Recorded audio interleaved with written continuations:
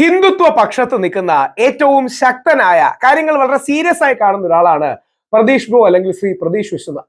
ഇദ്ദേഹത്തിന് മുസ്ലിം സമുദായത്തോടുള്ള സമീപനത്തിൽ എനിക്ക് ശക്തമായ വിയോജിപ്പുണ്ട്. എന്നാൽ ഹിന്ദു സമൂഹത്തിന് വേണ്ടി വളരെ നല്ല നിലപാട്, ശബരിമല പ്രക്ഷോഭത്തിലടക്കം ആരുമില്ലായിരുന്ന സമയത്ത് എടുത്തു ചാടാൻ കാണിച്ച അദ്ദേഹത്തിന്റെ ആർജവം ഒക്കെ ഞാൻ ആദരിക്കുന്നതാണ്. ഞങ്ങൾ ഒരുമിച്ച് മെഡിക്കൽ കോളേജിൽ ഉണ്ടായിരുന്നു, കൊട്ടാരക്കര ജയിലിലുണ്ടായിരുന്നു. അദ്ദേഹത്തിന്റെ സമീപനങ്ങളിൽ മുസ്ലിങ്ങളോടും ക്രിസ്ത്യാനികളോടുള്ള സമീപനം മാറ്റിവെച്ചാൽ അദ്ദേഹത്തോട് വളരെ യോജിപ്പുള്ള വ്യക്തിയാണ് ഞാൻ. അദ്ദേഹത്തിന്റെ ഒരു പോസ്റ്റ് വളരെയധികം ആൾക്കാർ കാണുകയും പ്രത്യേകിച്ച് നമ്മുടെ മുസ്ലിം സഹോദരന്മാരൊക്കെ അദ്ദേഹത്തെ കടന്നാക്രമിക്കുന്ന രീതിയും ചെയ്തു. ശ്രീ പ്രതീഷ് വിശ്വനാഥൻ 6 ജനുവരിക്ക് ഇട്ട പോസ്റ്റ് എന്ന് പറയുന്നത് കേരളത്തിലുള്ള ജനന നിരക്കാണ്. ഈ കണക്ക് അദ്ദേഹം പറയുന്നത് ശരിയാണ് എന്നുള്ളതാണ് നമ്മൾ ആദ്യം മനസ്സിലാക്കേണ്ട വസ്തുത. അതായത് ശ്രീ പ്രതീഷ് വിശ്വനാഥൻ പറയുന്ന കണക്ക് ഈ വിഷയത്തിൽ ശരിയാണ്, എന്നാൽ അദ്ദേഹത്തിന്റെ നിഗമനം ഈ വിഷയത്തിൽ ശരിയല്ല, അല്ലെങ്കിൽ കൺക്ലൂഷൻ ഈ വിഷയത്തിൽ ശരിയല്ല എന്നുള്ളതാണ്. അതെന്താണെന്നാണ് നോക്കുന്നത്. അദ്ദേഹം പറയുന്നത് 2015 മുതൽ 2015 വരെയുള്ള ജനന നിരക്ക് നോക്കിയാൽ 6 ജില്ലകളിലെ ജനന നിരക്ക് മലപ്പുറം ജില്ലയ്ക്ക് തുല്യമാണ്. മലപ്പുറം എന്ന് പറഞ്ഞാൽ മുസ്ലിമിനുള്ള ഒരു കോഡ് വേർഡാണ്. എറണാകുളം എന്ന് പറഞ്ഞാൽ ക്രിസ്ത്യാനിക്കുള്ള ഒരു കോഡ് വേർഡാണ്. ഇപ്പം തിരുവനന്തപുരം എന്ന് പറഞ്ഞാൽ ഹിന്ദു വിഭാഗങ്ങൾക്കും പ്രത്യേകിച്ച് നായർ വിഭാഗങ്ങൾക്കും ഉള്ള ഒരു കോഡ് വേർഡാണ്. നായർ നാടാർ ഡോമിനേറ്റഡ് ആണ്. അപ്പൊ ആൾക്കാർക്ക് ഈ മതവും സമുദായവും തുറന്നു പറയാത്തത് കൊണ്ട് ഈ വളഞ്ഞിട്ട് പറയുന്നു എന്നേ ഉള്ളൂ. അപ്പൊ മലപ്പുറം ജില്ലയ്ക്ക് തുല്യമാണ്. ഇങ്ങനെ പോയാൽ അടുത്ത 10 വർഷം കൊണ്ട് കേരളം മുസ്ലിം ഭൂരിപക്ഷ സംസ്ഥാനമാകും. യഥാർത്ഥത്തിൽ ഇതാണ് എല്ലാ ഹിന്ദുത്വ നേതാക്കളുടെയും എല്ലാ ഹിന്ദുത്വ ലൈൻ എടുക്കുന്നവരുടെയും മനസ്സിലുള്ളത്. ഇത് മനസ്സിൽ വെച്ചിട്ടാണ്, അല്ലെങ്കിൽ ഈ കാര്യം ഉള്ളിൽ തികട്ടി വന്നിട്ടാണ് അവർ ലവ് ജിഹാദ്, ലാൻഡ് ജിഹാദ്, തുപ്പൽ ജിഹാദ്, തുമ്മൽ ജിഹാദ്, തുള്ളിമരഞ്ഞ് ജിഹാദ്, ഹലാൽ ജിഹാദ്, അങ്ങനെ ഒരുപാട് ജിഹാദിന്റെ തിയറികൾ പറയുന്നതും അതിനെക്കുറിച്ച് കഥകൾ ഉന്നയിക്കുന്നതുമെല്ലാം ഇതിനെ ബേസ് ചെയ്തിട്ടാണ്. നമുക്കിതിന്റെ സത്യം ഒന്ന് ബഹുമാന പുരസരം നോക്കാം.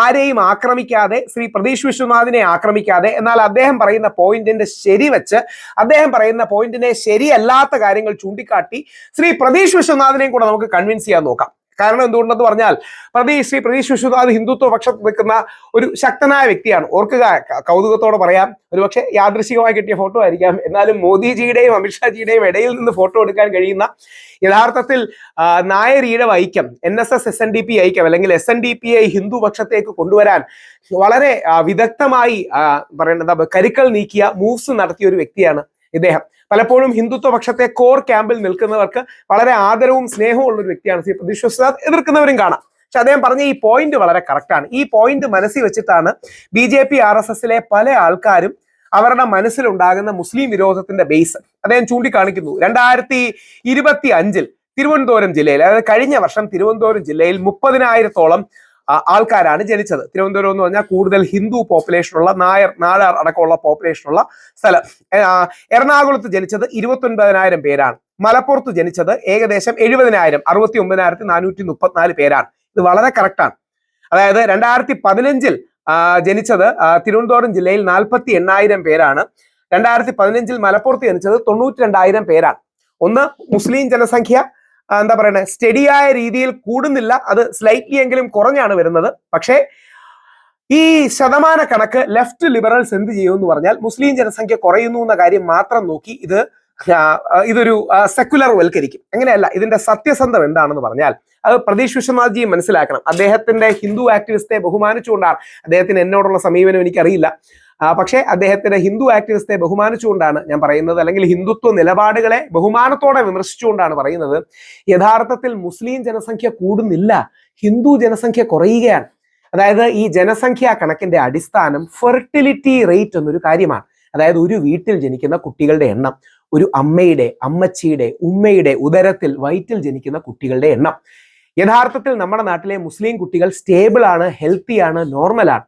മുസ്ലിം ജനസംഖ്യാ നിരക്ക്, ഒരു ഉമ്മയുടെ വയറ്റിൽ അള്ളാഹു വഹിക്കുന്ന കുട്ടികളുടെ നിരക്ക് 2.3 to 2.5, അല്ലെങ്കിൽ 2.5 റേഞ്ചിലാണ്, ചില 2.5 to 2.7 ഈ റേഞ്ചിലാണുള്ളത്. 2.5 കുട്ടികളാണ്.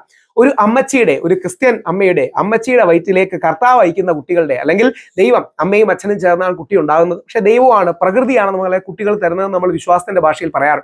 ഒരു അമ്മച്ചിയുടെ വയറ്റിൽ ജനിക്കുന്ന കുട്ടികളുടെ എണ്ണം ഏകദേശം 1.6 ആണ്. 1.6 to 1.7, അല്ലെങ്കിൽ 1.5 to 1.7 റേഞ്ച്. അതേപോലെ നമ്മൾ ഹിന്ദുക്കളുടെ കാര്യത്തിലോ ഏകദേശം 1.1 to 1.3 ആണ്. നമ്മുടെ അമ്മമാരിലേക്ക്, നമ്മുടെ കുടുംബങ്ങളിലേക്ക്, അച്ഛനിലേക്ക്, അമ്മയിലേക്ക്, നമ്മുടെ അമ്മയുടെ ഉദരത്തിലേക്ക് ദൈവം അല്ലെങ്കിൽ അയ്യപ്പൻ അല്ലെങ്കിൽ പരമശിവൻ, മഹാവിഷ്ണു, ഗുരുവായൂരപ്പൻ അല്ലെങ്കിൽ പരമമായ ചൈതന്യം, പരമസത്യം, പ്രകൃതി നമ്മുടെ അമ്മയിലേക്ക് കൊടുക്കുന്നത് ഏകദേശം 1.1 to 1.3 കുട്ടികളാണ്. ഇനിയും അത് തന്നെ സവർണ ഹിന്ദു വിഭാഗങ്ങൾക്ക് കുറെ കൂടെ കുറവാണ്. നമ്മുടെ പിന്നോക്ക വിഭാഗങ്ങളിലാണ് കുറച്ചുകൂടെ സ്റ്റഡിയും സ്റ്റേബിളും. പിന്നീട് ഈഴവ സമൂഹത്തിലാണ് ഏറ്റവും കുറവ്. നായർ സമൂഹത്തിലും സവർണ ഹിന്ദു സമൂഹങ്ങളിലുമാണ്. ഇതാണ് നമ്മൾ ഫേസ് ചെയ്യുന്ന പ്രശ്നം. അതായത് മുസ്ലിം ജനസംഖ്യ കൂടുകയല്ല, ഹിന്ദു ജനസംഖ്യ കുറയുകയാണ്. ഈ സത്യം നമ്മൾ മനസ്സിലാക്കിയില്ലെങ്കിൽ ഒരു മുസ്ലിമിന്റെയോ ക്രിസ്ത്യാനിയുടെയോ കാര്യമല്ല, ഒരു 120 വർഷത്തിനകം കേരളത്തിൽ ഹിന്ദു ഇല്ലാതാകും. അത് മുസ്ലിം കണക്കുള്ളത് കൊണ്ടല്ല. കാര്യം അടിസ്ഥാനപരമായി 2.1 എന്ന റീപ്ലേസ്മെന്റ് ലെവൽ ഫെർട്ടിലിറ്റി വേണം. അതായത് ജനസംഖ്യ ഒരു സമൂഹത്തിൽ, സമുദായത്തിൽ, രാജ്യത്തിൽ സ്റ്റേബിൾ ആയിട്ട് നിലനിൽക്കാൻ ഒരു വീട്ടിൽ 2.1 എന്ന കുട്ടികൾ വേണം. അതിനെയാണ് റീപ്ലേസ്മെന്റ് ലെവൽ ഫെർട്ടിലിറ്റി റേറ്റ് എന്ന് പറയുന്നത്. ആ 0.1ന്റെ കണക്കെന്ന് പറഞ്ഞാൽ ഒരു പക്ഷേ ആക്സിഡന്റ്, ഇൻഫന്റ് മോർട്ടാലിറ്റി തുടങ്ങിയ കാര്യങ്ങളിൽ പലപ്പോഴും മരിച്ചു പോകുന്ന കുട്ടികളുടെ എണ്ണമാണ്. അപ്പോൾ മിനിമം 2 to 3. ഇത് രാഹുൽ ഈശ്വർ പറയുന്ന കാഴ്ചപ്പാട് മാത്രമല്ല, സർസംഘ് ചാലക്, മോഹൻ ഭഗവത്ജി അടക്കം ഇത് സൂചിപ്പിച്ചിട്ടുണ്ട്. 2 മുതൽ 3 കുട്ടികൾ വരെ വേണം. നമ്മൾ യഥാർത്ഥത്തിൽ ഒരു മുസ്ലിം ആക്രമണത്തിൽ ഇല്ലാതായി പോവുകയല്ല. നമ്മൾ യഥാർത്ഥത്തിൽ, ഞാനും പ്രതീഷ് ഭായി അടങ്ങുന്ന ഹിന്ദു സമൂഹം, ഒരു കളക്റ്റീവ് സൂയിസൈഡ്, ഒരു കൂട്ട ആത്മഹത്യ എന്ന് പറഞ്ഞാൽ സിവിലൈസേഷണൽ സൂയിസൈഡ്, സാമൂഹികമായ ആത്മഹത്യയുടെ വക്കിൽ നിൽക്കുന്നത് നമ്മുടെ ജനസംഖ്യ കുറയുന്നതുകൊണ്ടാണ്. മലപ്പുറത്തിന് ഒരു പ്രശ്നവുമില്ല, പത്തനംതിട്ടയാണ് പ്രശ്നം. മലപ്പുറത്തിന് ഒരു പ്രശ്നവുമില്ല, തിരുവനന്തപുരത്തിനാണ് പ്രശ്നം. മലപ്പുറത്തിനും മലബാറിനും ഒരു പ്രശ്നവുമില്ല, അത് നോർമലും ഹാപ്പിയും ഹെൽത്തിയുമാണ്. തിരുവിതാംകൂറിനാണ് പ്രശ്നം. പ്രതീഷ് ഭായും നമ്മുടെ ഹിന്ദുത്വ സഹോദരങ്ങളും ഇത് തിരിച്ചറിഞ്ഞില്ലെങ്കിൽ, നമ്മുടെ ഹിന്ദു ജനസംഖ്യയുടെ തകർച്ചയും തളർച്ചയും അഭിസംബോധന ചെയ്തില്ലെങ്കിൽ അതിന്റെ നഷ്ടം നമുക്കാണ്. ഓർക്കുക, ഒരു മുസ്ലിമിനെ പോലും കണക്കിലെടുക്കാതിരിക്കുക. എന്നാലും ഈ കണക്കിൽ പോയാൽ 120 വർഷങ്ങൾ കൊണ്ട് ഹിന്ദു സമൂഹം ഇല്ലാതാകും. അതാണ് നമ്മൾ ഫോക്കസ് ചെയ്യേണ്ടത്. നമ്മുടെ കുടുംബ ചിത്രങ്ങളെ അഡ്രസ്സ് ചെയ്യുക, കല്യാണത്തെ അഡ്രസ്സ് ചെയ്യുക, വളരെ ലേറ്റ് ആയിട്ട് മാരി ചെയ്യുന്നതിനെ അഡ്രസ്സ് ചെയ്യുക, എല്ലാ വീട്ടിലും 2 കുട്ടികൾ ഉണ്ടാകുക, അല്ലെങ്കിൽ 2 to 2.3 കുട്ടികൾ ഉണ്ടാകുക, 2 to 3 കുട്ടികൾ ഉണ്ടാകുക തുടങ്ങിയ കാര്യങ്ങൾ. അപ്പം നിങ്ങൾ ചിലർ പരിഹസിക്കാൻ, ഇപ്പം അവിടെയാണ് മുസ്ലിം ഇടതുപക്ഷ സുഹൃത്തുക്കൾ ഭയങ്കരമായി ഇവരെ പരിഹസിച്ച്, ലൈംഗികമായി അധിക്ഷേപിച്ച്, സെക്ഷൽ കമന്റ്സ് ഒക്കെ വെച്ച് നിനക്ക് എന്താ വർക്ക് ചെയ്തുകൂടെ എന്നൊക്കെ ചോദിക്കും. അങ്ങനെയല്ല. ഹിന്ദുക്കൾ തെറ്റായൊരു പോപ്പുലേഷൻ പോളിസിയാണ് ഫോളോ ചെയ്യുന്നത്. ഹിന്ദുക്കൾ ഫോളോ ചെയ്യുന്നത് തെറ്റായൊരു പോപ്പുലേഷൻ പോളിസിയാണ്. ഇത് ലൈംഗികതയുടെ പ്രശ്നമല്ല, അല്ലെങ്കിൽ സെക്ഷുവാലിറ്റിയുടെ പ്രശ്നമല്ല, പബ്ലിക് പോളിസിയുടെ പ്രശ്നമാണ്, ഫാമിലി പോളിസിയുടെ പ്രശ്നമാണ്. ഇത് കറക്റ്റ് ചെയ്യണം. ഇതിനർത്ഥം ഒരു വീട്ടിൽ 10 കുട്ടികൾ വേണമെന്നല്ല, ഓവർ പോപ്പുലേഷൻ വേണമെന്നല്ല, 5 കുട്ടികൾ വേണമെന്നല്ല, 2 to 3 കിഡ്സ്. ഓവർ പോപ്പുലേഷനും പ്രശ്നമാണ്, അണ്ടർ പോപ്പുലേഷനും പ്രശ്നമാണ്. നമുക്ക് ഓവർ പോപ്പുലേഷനും വേണ്ട, അണ്ടർ പോപ്പുലേഷനും വേണ്ട, നല്ല ഡെമോഗ്രാഫിക് ഡിവിഡൻഡ്, ഒപ്റ്റിമം പോപ്പുലേഷനാണ് വേണ്ടത്. അതുകൊണ്ട് പ്രതീഷ് ഭായ് ഇത് ശ്രദ്ധിക്കണം. മുസ്ലിം കുട്ടികളെ ദൈവം അയക്കുന്നതിലല്ല, നമ്മുടെ ഹിന്ദു കുട്ടികൾക്ക് നമ്മുടെ ഫാമിലി പോളിസി തെറ്റായതുകൊണ്ട് ജനസംഖ്യ കുറയുന്നതാണ് പ്രശ്നം. അത് കറക്റ്റ് ചെയ്യണമെന്ന് അഭ്യർത്ഥിക്കുന്നു. മുസ്ലിം വിരോധമല്ല, ഹിന്ദു സ്നേഹമാണ് വേണ്ടത്.